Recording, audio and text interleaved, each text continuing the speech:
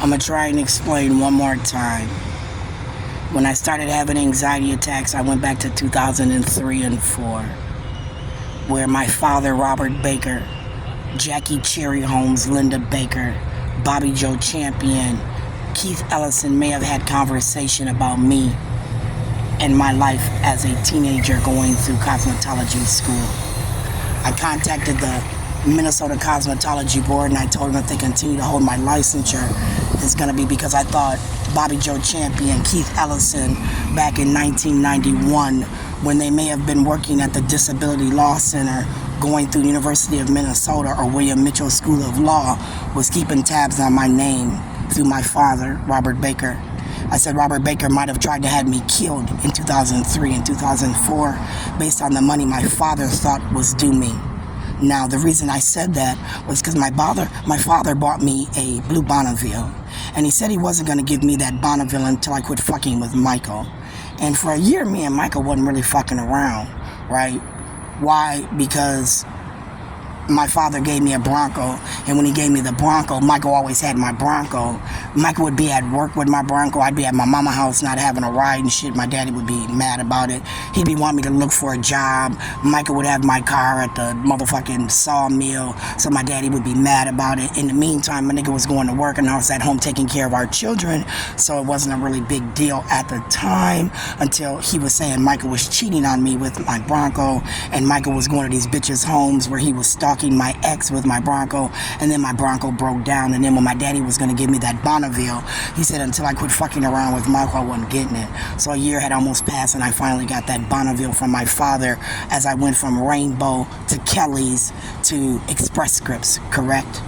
I went from Rainbow to Kelly's to Express Scripts. And as I was going to Express Scripts working, like I said, I had to take a half a day off because Michael did not want to get our kids.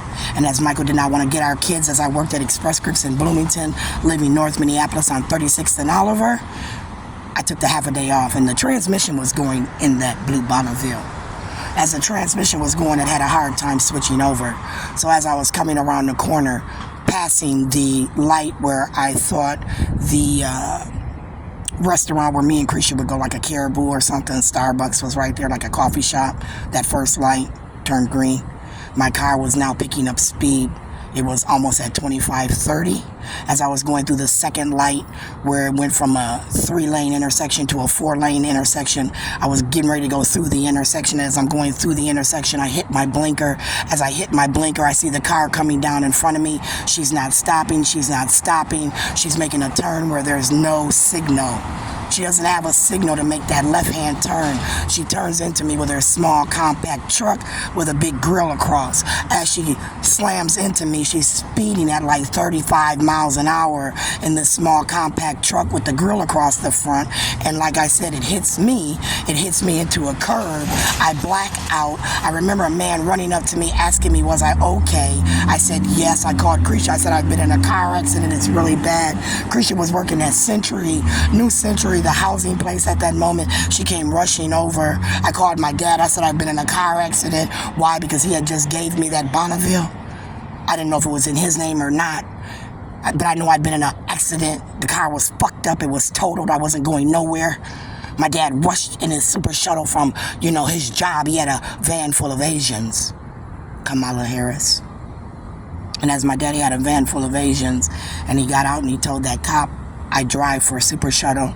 This car should be put in her name. No, it's not insured. The officer said, well, right now the insurance is debatable. It's got to be towed away. That's something to argue about in court.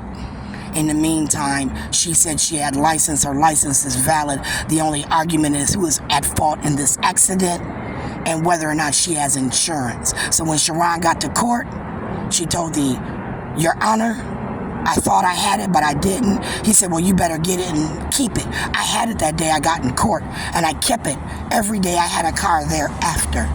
You be very clear. And when I totaled that Bonneville, the insurance company gave me $1,500, which was the down payment I put on my Ford Focus, as my daddy co-signed for my Ford Focus. And as I drove my Ford Focus, be very clear, I was going to Express Scripts every day, wasn't I? Trying to work. And as I was going to Express Scripts, still trying to keep my job in pain, going through rush hour traffic. I'm going to Northside Chiropractic because my back is killing me. My shoulder's killing me. I do not want to wear this seatbelt.